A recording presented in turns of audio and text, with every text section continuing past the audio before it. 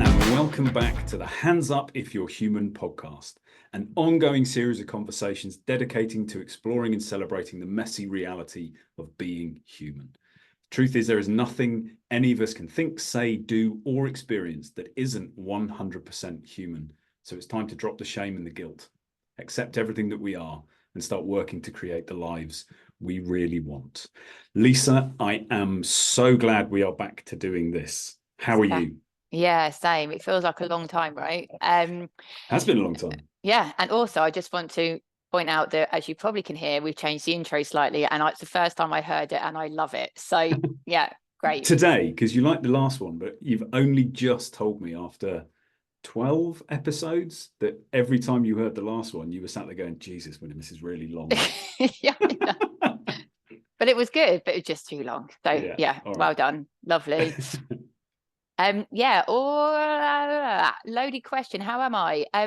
Well, I think, to be honest with listeners, and you already know this, is that I think that we've taken time to return back to this because we've both been on a bit of a personal journey, and we've been trying to wait till we feel settled and calm to then start recording. And actually, that's not how life works, right? So because originally we'd said we were going to take August, and we finished up late July. We were going to take August, take the summer, come back in September, and life happens.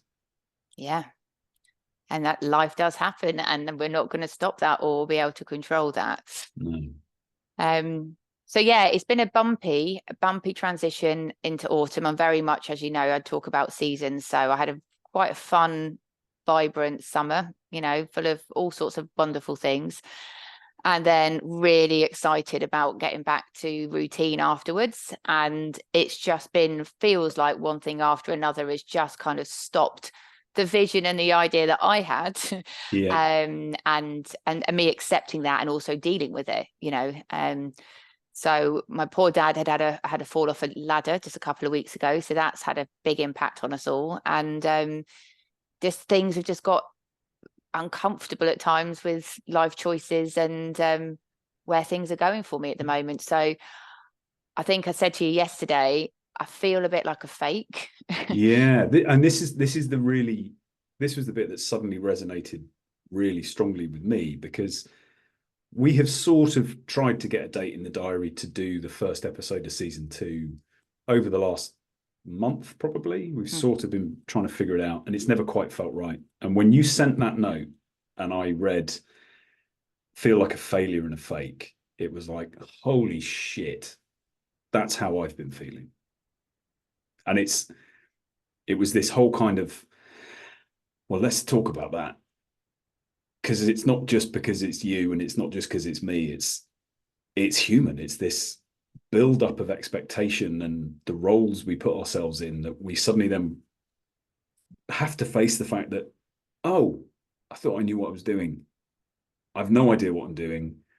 I thought this was all going to work out really nicely. It doesn't look like it is. What the fuck is going on?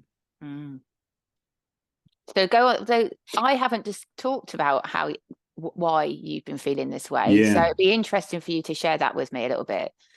Yeah, it's been interesting, because it's, more than our listeners do about the blueprint philosophy, and this idea that we all have a blueprint, and it's primarily there to ensure our survival. It's got no real interest in us having a thriving life. It automates our reactions. Those automations are attached to truths and beliefs in inverted commas, none of which have anything to do with the absolute truth. They are simply stories repeated long enough that we think they are true. And so the big task I had when kind of changing my corporate career was, how do I write a different blueprint? Because this isn't working for me. And I've spent 8 years doing that. And there have been periods where I have felt supremely confident in what I'm doing. There are times when I felt that I add value to the people I work with. And then over this summer, all of that went away. All of the old blueprint snapped back. And I'm fully aware, and it's one of the things I work with everybody I work with about, saying it's going to happen that way. Right. So I was prepared for it. I wasn't expecting it to hit as hard as it did. And, I think I've said before that for almost 40 years, I would look in the mirror and more often than not, despise who I saw. And finding myself back in those kind of places, thankfully, it was never quite as bad as it had been previously. But that's only because I'm aware of it. That's only because I've worked fucking hard to build an awareness practice. I've worked really hard at being able to see things for what they are while the stories are still rolling around in my head. So it was this very loud voice saying some of the things I used to say to myself. And still I could just about hear the quiet voice saying, this isn't true. But the volume difference in those two voices was, there were some days where I just couldn't hear the quiet voice. And that's a place I haven't been for a very long time. And it's not a place of any kind of comfort. And then you sit there kind of going, but I'm the one who's supposed to be helping people. Mm-hmm. How can I help other people if I can't see myself out of the house today? Hence why the failure and fake bit really struck home, because there's also this part of, you and I and so many people, as part of our work, we have a presence on social media. And as much as I would rather I didn't have to, I do it a little bit half-heartedly. But I'm not someone who, we've spoken about sharing scars, not wounds. I'm not someone who wants to go on and be miserable and kind of go, oh, today's a really shit day. But it does mean I'm curating and I'm projecting a particular look and sound about myself. And that doesn't feel authentic sometimes. And so being the person who says, hey, just know that this is going to spring back and it's going to feel shit. And some days you won't be able to easily see through it. Even though I know that, it still feels fake to get up and do my morning musing from the top of the garden. And even though I'm not this kind of exploding with excitement kind of a person, I still try to be a little bit wry and a little bit, I'm going to leave you with that. I know we've all got this. It's difficult, but we've all got this. And there are days when I don't feel that. Yeah. And it's a balance, isn't it? Because the same with me. I mean, the same thing about social media. I don't do, lives like you do, but again, I've got my retreat next weekend, for example, a couple of weekends, and I'm thinking, well, how much do I say, oh, I'm going through a really crap time now? But at the same time, again, like you said, not exposing too much of what's going on, but also recognizing the humanness, but also come to my retreat because I've got it, I'm going to make you feel better. And that's ultimately not what I'm saying when you come to the retreat. It's an opportunity for people to be with themselves and being supported through different healing modalities and being out in nature and doing yoga to come and feel all these things in a safe space. That's ultimately what it is. So it's got very little to do with me, just me and Kerry create the retreats for that to happen. But that's been quite hard because so there's a performance that kind of goes with it, and a bit like, and I don't, as a yoga teacher, I'm very much like, I don't want to perform being a yoga teacher. But when you've just gone through something, literally like an hour before you're about to teach, what you're meant to do, cancel the class. Yeah. Or you go, like everybody, when they've got to work or anything they've got to do, they've got to rise to the occasion. Not always, but sometimes you just have to. So then it does feel like a performance rather than authenticity. But then what would authenticity look like in that moment would be, oh, you're just going to have me crying on your wall for an hour. Yeah. So and, today's class, if you'd all like to get into child's pose, and then we're going to weep for 50 minutes. Yeah, it's really cathartic. Do you know what? Exactly. I mean, for some people, that would be like, could you imagine that?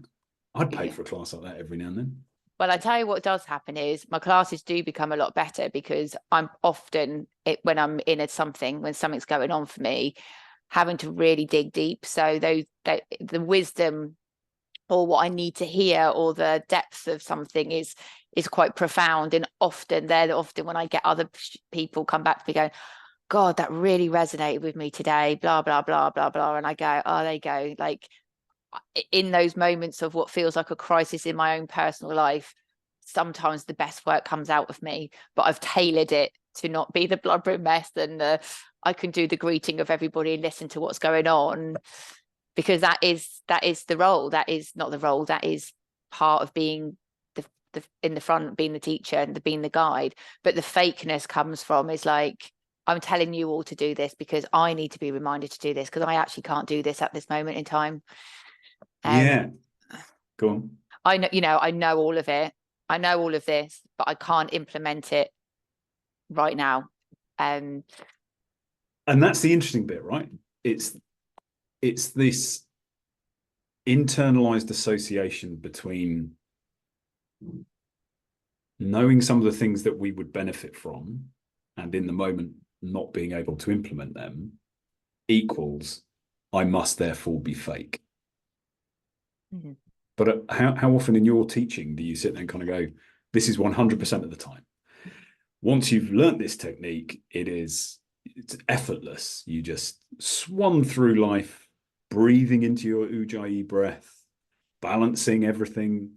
Nothing bothers you. All of the problems go away. It's not something we would ever tell somebody. No. But we hold ourselves, and I don't just mean you and I mean people in all situations, we hold ourselves to unbelievably high standards, impossibly high standards. And we have this weird, I can't do it today, therefore I must be full of shit. Mm. Yeah. It's not true.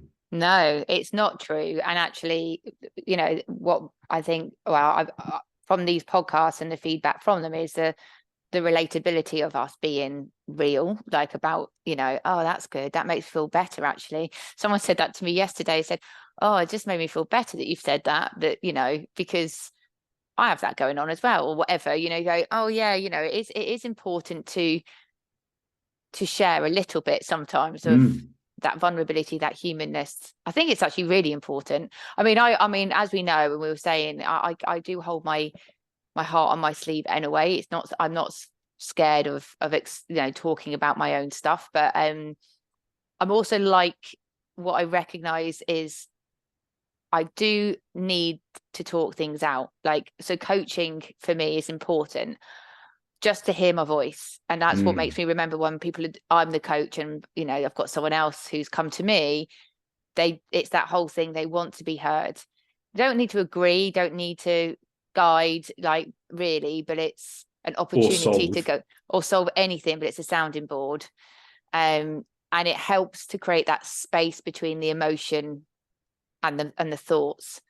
I think when you vocalize it, it goes, okay. It's interesting, isn't it? Because it is almost as if, so historically I've done all of my work on my own. It just takes fucking ages. Excuse my language. It just is, it's such a false economy. But I talk to myself a lot, to the point where my wife is constantly saying, who are you talking to? Just me. You've been doing it for an hour. Yeah, it's been a good conversation. Because I need to hear it through my ears, not in my head. There is something, I don't even know how to describe it, but like adding it, whatever we're feeling and thinking, outside of ourselves, adding it to the universe rather than holding it close inside it. I'm just thinking this now, so I cannot articulate that any better than like just releasing it. But there's a scary bit of that, because I obviously am a big believer of manifestation and what energetics we have and the vibration we put out. So, I have this kind of conflict with that, because I do it, but then I'm like, oh, then I've also put that out there. But I think we were talking about how much you can relish in something, so you can feel it. It's important to feel it. I believe it's important to talk it out. But then when does it become like you indulge in that feeling, you indulge in that story, you really build your narrative because you want people to be on your side with something or whatever, and it actually totally takes away from what it was in the first, well, not always totally out of the way, but it becomes bigger, and then you do attract more of it, because it's ultimately become the vibration that you're staying in rather than moving through. Yeah. Sorry, go on. No, I think the original topic for this podcast coming back was doing the inner work, doing the work. Yeah. And this is us doing the work, and it's not pretty. There's no linear way of doing it. There's no predictability of where that inner work's coming from. It's just like, all right, life events are coming up your way. Things are feeling really awful because emotionally they're big decisions to be making. Actually, I'm doing the inner work by talking about it, sitting with it, using the practices, what I can. At the same time, when a crisis is happening, I really fucking struggle to get on that yoga mat. Yeah. The most I can do is listen to a meditation at nighttime. And that's about as I can't even concentrate on a book. So it's great that we have all these tools. I'm glad that I've done a lot of the work already, and that I can then, but even listen to a podcast easy, it just changes my thought process, helps me just, okay, that's a really interesting perspective. How's that relating to that problem that I'm going through at the moment? But I don't have to physically, because I haven't got anything physically to give, like, energetically, I'm like, oh, I'm exhausted. Yeah. But I'm still doing the inner work. I'm just not going to my usual, can't go to the gym. I haven't got anything, not eating properly, Yeah. It's there's a couple of things that, sorry, I keep wafting these. We've got a whole load of flies have appeared in the house, and it's really winding me up. So if you're watching the video of this, I'm not doing wax on, wax off. I'm trying to get rid of these flies. Anyway, I digress. There are a couple of things that I thought you were doing Tai Chi. I thought they're going practicing another tool, or just looking like a tool. A couple of things have come up for me in that is, when I talk to myself, the mind has this, and if you give yourself 2 minutes just to tune into what your mind is giving you, it almost never continues on any single track for very long. It will go one way, and then it will go almost in direct opposition to what it's just offered you. And again, it's covered in Michael Singer's Untethered Soul, which I'm rereading. But I use that when I talk to myself. It's almost like I'm pretending I'm sitting down with Michael Parkinson. That is definitely aging us. So any younger listeners won't know who that is. But it's almost like I'm sitting down with Michael Parkinson, and I'm offering the problem, but also I'm taking the role of my own coach.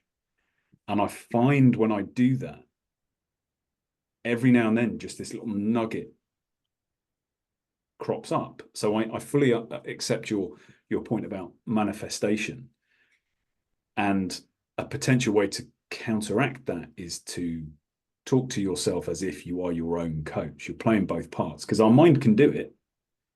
Mind can do it without any problem at all.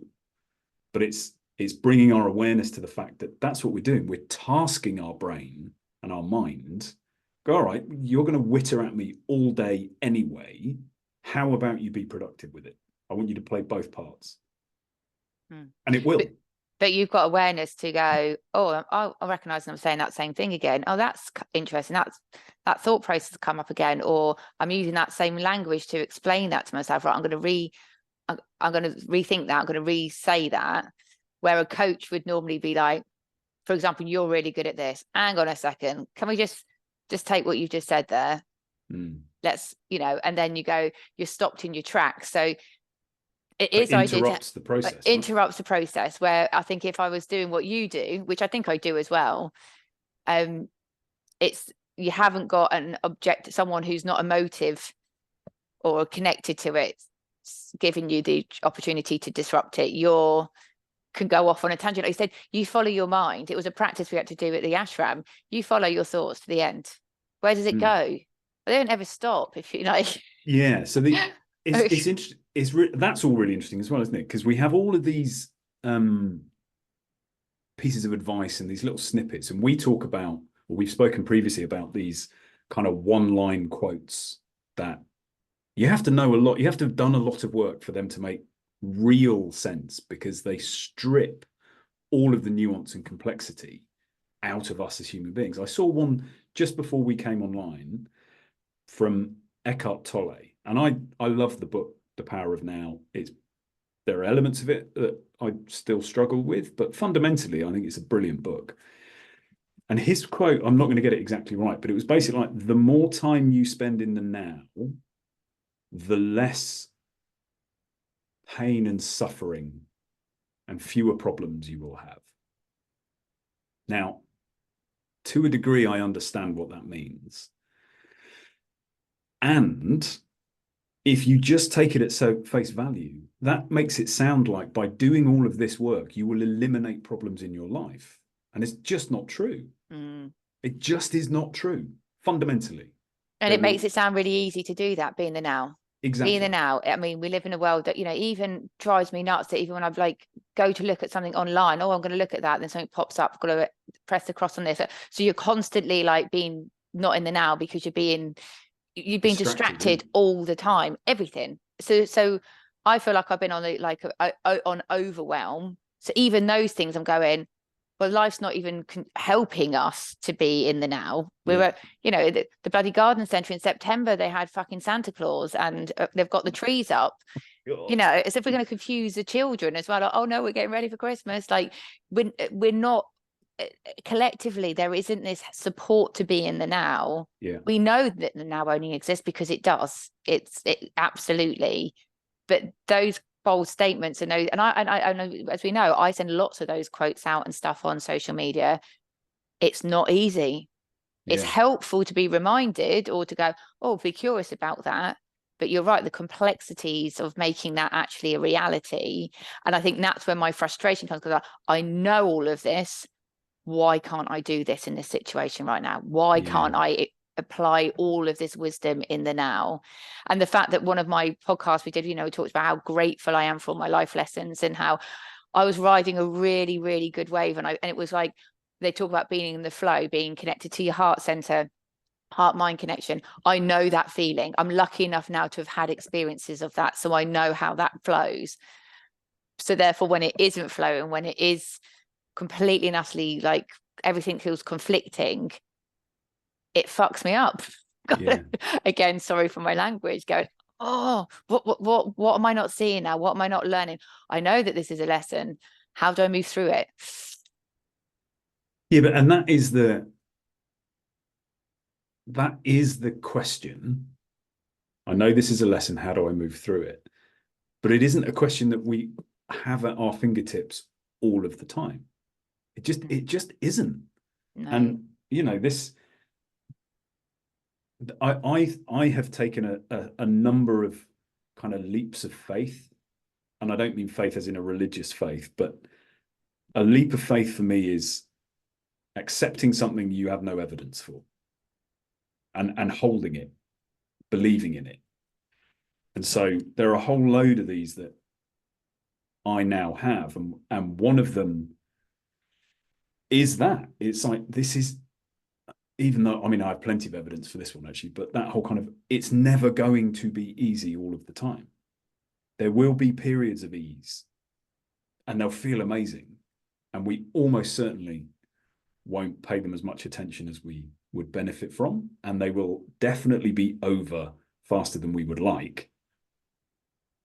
And the leap of faith is that when I'm in the darkness, it will get lighter.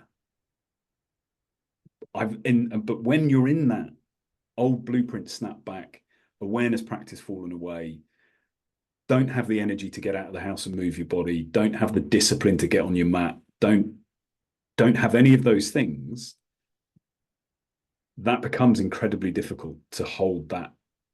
But I know it will get lighter. No idea how. It will. And it's those things that even Ram Dass, who I think most people from the West who are on any kind of spiritual path or probably any yogic path will have heard of Ram Dass. I saw an interview with him just before he died, and somebody in his he was running a satsang, and one of his audience members said, "But how do you're so calm and peaceful, how do you not get angry?" And he went, "Well, of course I get angry. Of course I get frustrated, disappointed, moody, petulant. I'm a human being. I'm experiencing a human existence. What I do is I see it instantly. And I separate myself from the experience. And this is that, again, the some of the stuff that Eckhart Tolle talks about, Ram Dass does, Sadhguru does, Rupert Spira does. There's this separation of the I in I am and the experience that the I is having. But again, and sorry, I'm about to get to the point, but when I hear those people talk about it, they go, it's very easy to experience. It's like, fuck off, is it? It's really not. It's very difficult. Because we, like you said, the world is built in a way that is distracting, and we aren't taught this stuff as kids, and we are separated from it as kids, not intentionally, just the way things happen. And so with all of these, it's just spend more time in the now, just your pain and troubles will fall away. It's like, yes. And when you can't do that, be compassionate with yourself. Like, we have to, it feels to me that we have to foster this, the smallest space within us, and it only has to be the smallest space, that is love for ourselves, that contains all of this wisdom in its most condensed and almost impenetrable form, but it remains a light as the storm passes through us. And I know we've spoken while each of us was in our dark places, and sometimes you need somebody else to point out the light is still there. You do. And it is that kindness, be it the quiet voice that you can barely hear, but letting that voice, that quiet voice, be gentle. Because I know that when, you can just be so horrible about yourself in that, vile. I mean, you would never speak to anybody. And we know that as we speak to ourselves sometimes. I mean, it's, people talk about it all the time, but actually it does need to soften. It does need to, it changes when you soften, when you become, you let your guard down a little bit and go, for one, I'm going to feel it, and I'm going to be kind about myself because it's okay to feel this. And that's coming back to that heart center. And you sent me a podcast. I've not listened to all of it, and I'm not very good at remembering facts, but I did get the general feel of it, is the mind and heart connection, heart mind connection, and even a practice of just placing your hands onto your heart and just coming back to something that makes you feel love, a person, a feeling, an experience. It changes your body's chemistry. Yeah. And therefore we know, and I talk about this a lot when I talk about the heart chakra in yoga, is when you're in love, when you feel love, they say you see things through rose-tinted glasses. Well, it's not rose-tinted glasses. It's a place of acceptance and kindness and, that's okay. Rather than what can happen is be in your, what I would then go is in your solar plexus, where your ego, where it's not in balance, where it's all full of fire, where your emotions are raw, where you literally just feel like you cannot control anger or sadness or any of it. It's all mixed up, and you're then forcing yourself on the situation to change, rather than come back to here and do that work. Yeah. And there's a big difference being ego-led or soul-led. And I think your soul, even if people don't believe in souls, you do know what it feels like to be in love with someone or be in love with yourself. Everyone's experienced that at some point in their life, with a dog, anything. Don't need to be a human, whatever. Yeah. Or a cat. Or a cat. Yeah. It's so true. And I think one of the, again, some of this stuff is just occurring to me now, but I think some of the real powerful work happens when we remember to continue to do the work while we are feeling acceptance and love and joy and gratitude, because to some degree it becomes muscle memory. We do it repetitively.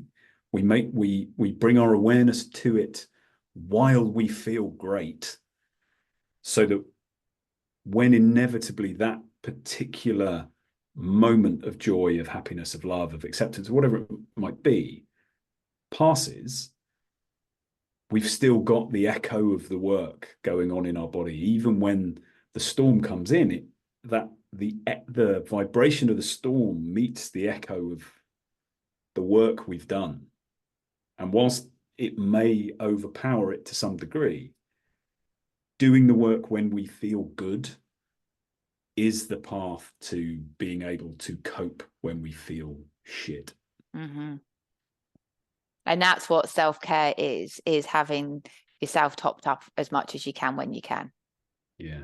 For that. So you've got the reserves, it is in there somewhere, even through this chaos. You're absolutely right. Because you do, I have people, and I have been in that space where they're deeply depressed, they're deeply struggling. So even when you go for a walk in nature, don't want to do it. Like, you know what I mean? Like, and it's not, sometimes it's because you genuinely just cannot do it. But actually, you're right. If up until that point, you've been going for a walk every day, or you've been doing that thing that is going to, again, it's interesting because it's like being in the now, but everything you're doing is to support your future self as well. It's future paving. Yeah. And that's where, because we do need to, it is important to have a vision, no matter what it is. It's like if you're moving house, or the next part of your phase in life, or your retirement, or it is you've got a creative project that you're doing. We have to have the vision, and it has to give you your ikigai, that purpose again, for you to be like, well, that's why it's important to do all of this. This is why I need to look after my body and my mind, and feed myself the right food, and listen to the right podcasts, or whatever it is. But the fundamentals are, do as much of that, like you said, when you're feeling better than you do when you're in a bad place. It might not be brilliant, but it keeps you topped up. Yeah, definitely.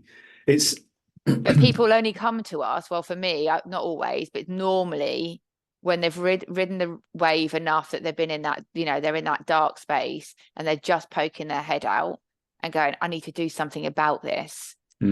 So you have, again, it goes back to the suffering is a tool for change, not a tool for change, is a catalyst for change. So suffering is always going to be in life.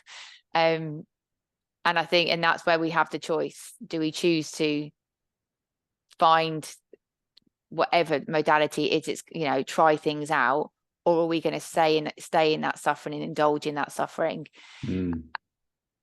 Not even indulge. I mean, we do indulge in it, but it's not, sometimes we don't even intentionally know we're doing that at that time. I think Absolutely. Now we know we do, or we have a tendency to, because we've got awareness of that's too long being in there now.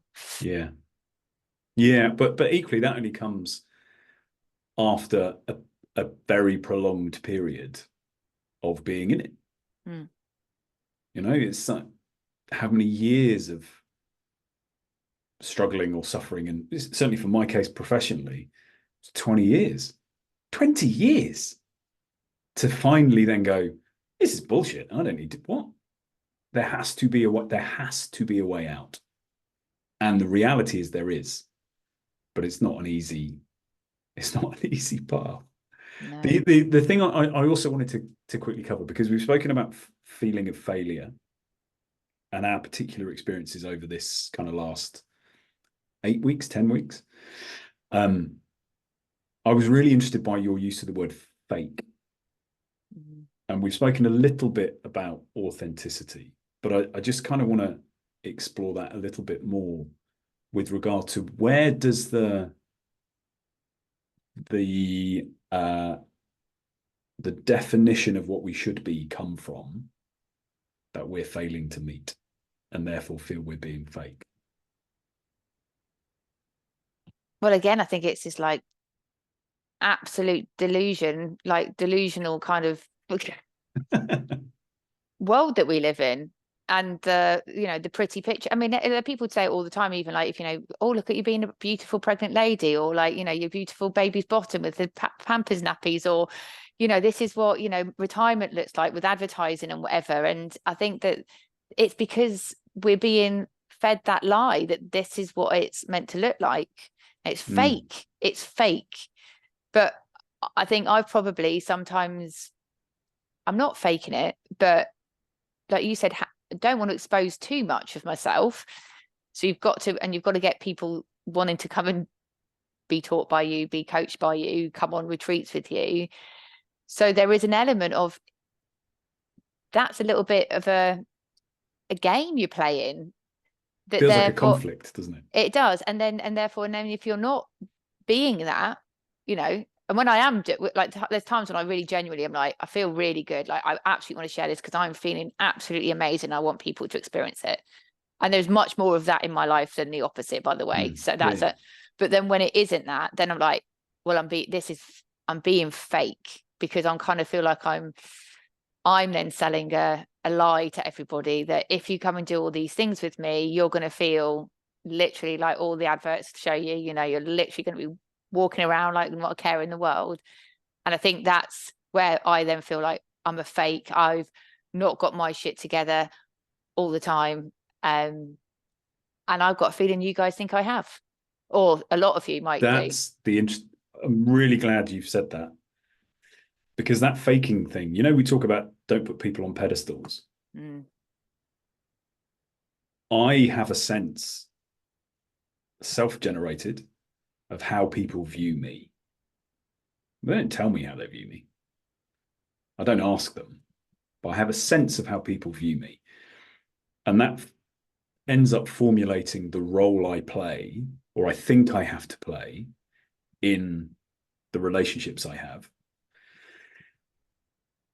And I put myself on a pedestal that I shouldn't fall off of. That's the standard I hold myself to. Is lots of people come to me and tell me when they're struggling professionally. I'm a coach, or I spend time coaching people.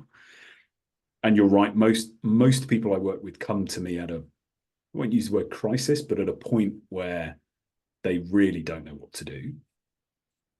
But my social relationships as well, people, I think one of my talents, skills, I don't know how to describe it, is people feel comfortable opening up to me. Partly because I'm interested, genuinely interested. So they tell me the things that are problematic, and that almost defines the relationship. So, well, you're giving me that, I'll hold space. I won't share what's problematic for me, because you need somebody who is holding space for you. I will play that role. But if you happen to be someone, and I know you're very similar, if you happen to be someone that people open up to, that people trust and will speak to, the potential for people who don't do that to you becomes quite narrow quite quickly. And then this pedestal appears under my feet, which is like, okay, well, I guess I'll be dealing with that on my own then. Yeah. Because you've got all the tools and you know what you're doing, and you've just been helping everyone else out. So why can't you do it for yourself? And actually yeah. And that pedestal thing, I used to do it all the time with my teachers, with my guides over the years. And I used to be really disappointed when I worked out that they were also just human and they just did the things that actually I do. And I was like gutted at, a few of them, like going, oh, you're full of shit. You lied. Yeah.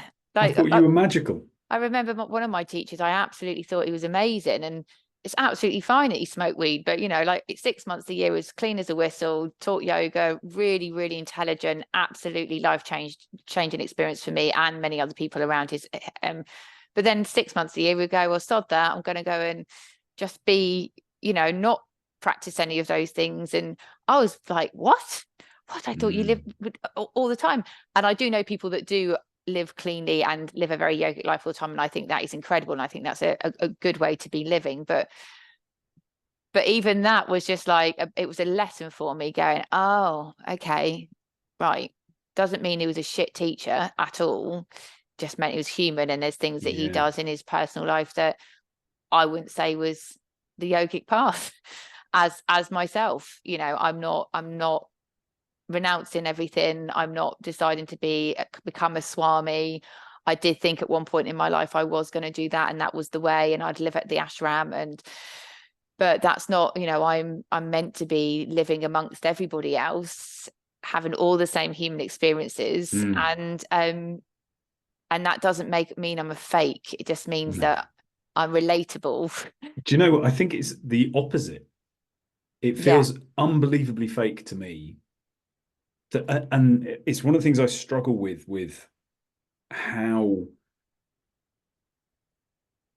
in inverted commas, wellness and spiritual awakening and all those things have now been commoditized to such a degree. If you go back 10 years ago, there was none of this.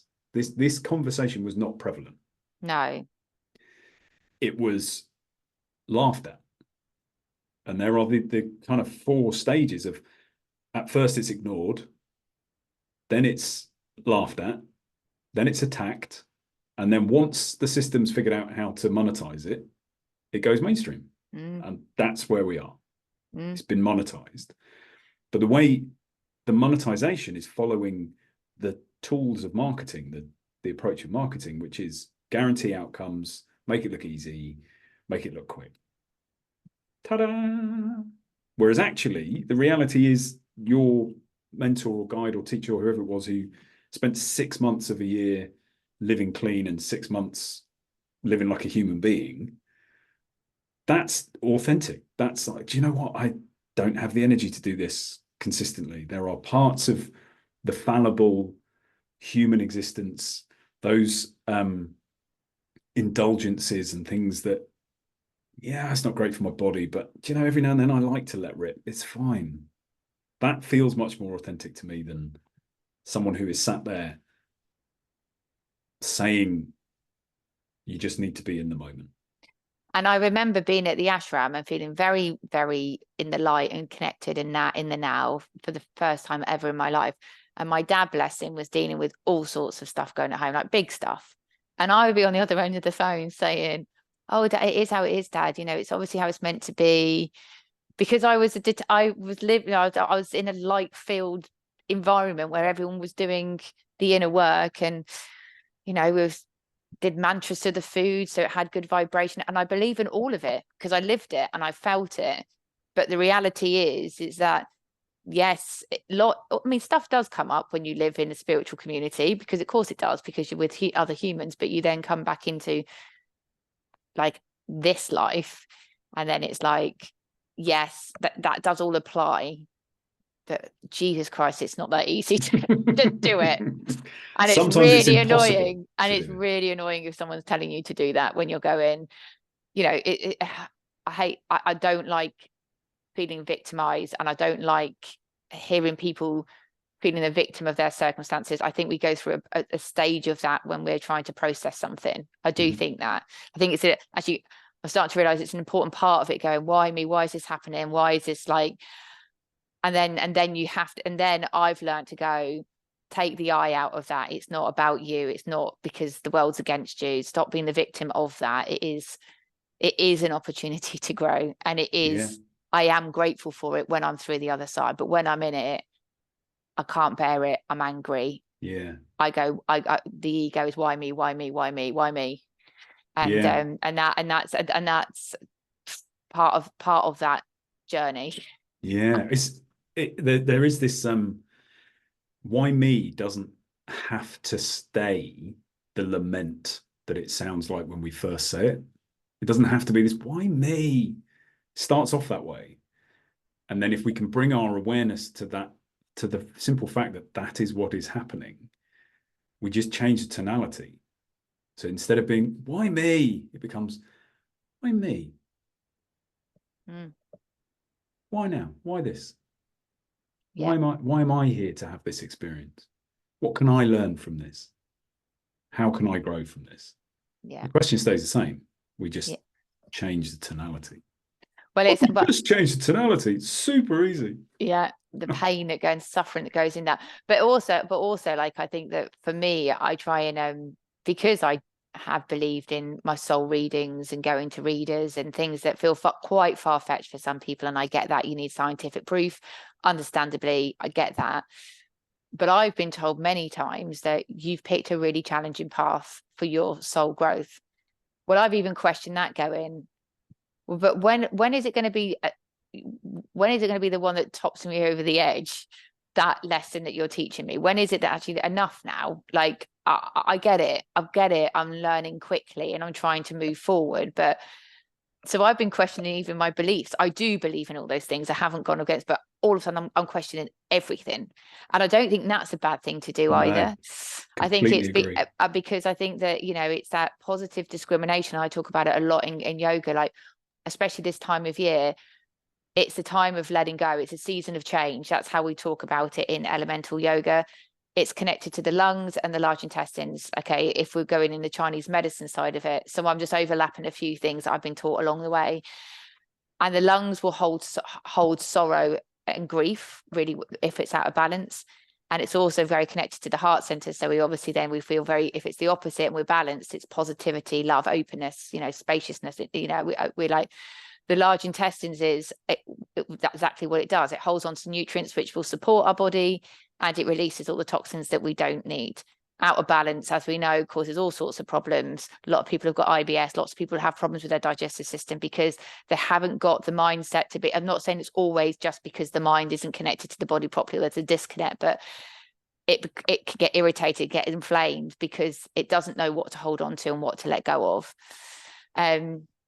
So positive discrimination, again, with all of this, the wellness world, the world that's now become, like you said, it's become a real cool thing to do, you know, go into yoga, go to meditation, rather than what it really, the essence of it is. Yeah, I'm more spiritually awake than you. Becomes an ego-driven. Absolutely. Yeah. Absolutely.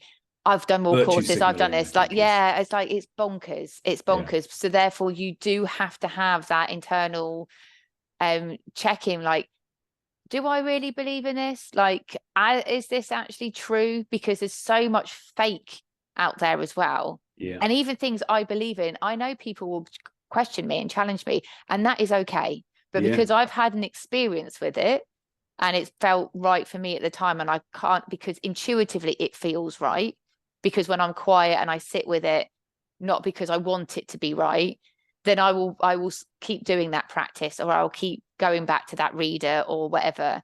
And if it doesn't feel right, then it's positively let go. Not for me. Yeah, I think you're spot on. I'm so glad you brought it up. That whole consistently challenging our beliefs. Why would we just pick one and stick with it for the rest of our lives unchallenged? Like, we've changed, we grow, we evolve. Even some things that, maybe I still believe in it, but I'm not going to practice that anymore. Having the openness and curiosity to consistently challenge what we think we believe means we will remain open to growth. And you also mentioned lots of people require scientific evidence. That used to be me. And at the time, I thought it was that approach elevated me. I'm not proud of this, by the way, but I thought it elevated me over those people who didn't require proof. And I'm a massive fan of science. I don't want people to start thinking that I'm throwing it out the window. I think it's remarkable, some of the stuff we now understand. And the idea that we only what we know can be true is staggering to me now. It's the idea that what is the smallest particle in the universe? You don't have to know that. It's the quark, right? Before the quark, what was the smallest particle in the universe? At least the quark, just because we couldn't see it. So at one point, science thought the atom was the smallest particle in the universe. And up until that point, it was like, well, this is provable, because we didn't have the awareness, we didn't have the technology, we didn't have the instrumentation to see smaller. So it was the atom. And anybody suggesting anything smaller than that was clearly crazy. Well, now we've got better instrumentation, so we can see at a smaller level. Who's to say there aren't infinite layers smaller than the quark? Very long-winded way of saying. But it's yeah, I get it. The universe is what it is. We just can't see it. Yeah. And if we can't see it, it could be anything. Yeah. And what if some of what people say, you go, well, you don't have to accept it all. The idea of challenging our own beliefs is, you and I do not talk dogmatic acceptance of a particular school or a particular philosophy or a particular teacher's ideas. It's how do we build our patchwork? You were talking about Chinese medicine, and you're talking about chakras, and you're talking about yoga, and all these things come together. We can choose to take bits and pieces and make our own patchwork. And then every now and then, when we go, oh, actually, you know what? I've learned a whole load of stuff, or I've had these experiences. I'm not sure this panel works anymore. I'm just going to take it out. I'll find something else to replace it with. Yeah. It's so much greater freedom and capacity for growth when we don't hem ourselves in to go in, this is my belief and this is what I'm sticking with. Yeah. Yeah. And I would rather die than yeah. have somebody disprove this to me. Yeah. Yeah. Yeah. So, anything else you want to add? No, I mean, I think the wonderful thing now, we're talking about it being a negative thing, that the wellness world is the way it is, and all this kind of information that's out there that is, you know, on energetics and chakras and manifestation and mind and body and soul and all of that kind of stuff. But there is a lot of fabulous things going on because there is that openness. So I do think that it's, you know, I find, like you said, you know, the book you just you've reread it and you're seeing it through different eyes, The Untethered Soul. I think it's really important to return back to books that you read when you were you just see differently, you read it differently, it lands in you differently. And I think about staying curious to however you want to find information, podcasts, going to classes, reading a book, whatever that is like, what I've learned is there's certain things that just completely overlap all the time, and it really resonates with me. So I go, that's when I'm strengthening my belief in something greater than just us and our humanness. Yeah. And that's supportive of us, our humanness, but reminding us that this is just one part of I believe, one part of a massive journey that we're on, being Lisa in this body, experiencing these right now. And that reminder of, like, you know, we are literally a pinprick, like the tiniest little thing, this humongous universe. And what we create in our mind sometimes feels like we are the only important thing in the universe. And actually, it is important to create the space away from that turbulent human complex thought process that we go through. So however you want to do that, and I don't mean, you know, hopefully in a healthy way, to just create space from that is also sometimes good to be reminded of, you know, like, we're not that important, but yet we're really, really important. In our world, we're the most important person. You are the most important person. Without you, your world doesn't exist. And I say it time and time again in class, but also you're very insignificant in the big grand scale of life. You're a little tiny minuscule with millions and billions of other people, all with their own crap going on in their heads. Yeah. Nicely said. Oh, I don't know about that. Well, I think it's, it is a really interesting one, because it does cause this kind of, that in itself is almost a dichotomy. It's like, well, I can be important and unimportant at the same time. Absolutely. 100% you can, yeah. And if we're in the unimportant headspace, that doesn't mean we have to put up with the shit that isn't serving us. Yeah. It just doesn't mean that. There's another leap of faith, because sometimes that's hard to get our heads around. We always deserve the right to pursue the things that serve us. And again, not in a self-centered, I'm more important way, but in a who we really are, what we really need, what we are here for. We deserve the right to pursue that. Yeah, and then you're being of service to others, because you're then on that frequency that I talk about. When you're in your flow, when you're really heartfelt, when you're feeling so good, then everybody reaps that, and you can articulate better all of this stuff as well. Yeah. And that supports the people that aren't in that space at that moment. And so that's only a positive thing to pursue. You know, it's not pursuing addiction, it's not pursuing, you know, greed, it's not pursuing anything that is ego, or, you know, going to cause pain and suffering. And I'm not saying addictions is not a very good one to use in it, because that's a really major thing that is, I truly believe, is way more complex than most people want to give it. Yeah. I think it's just a choice. I don't think it is a choice. Like, I think there's a genetics and all sorts going on.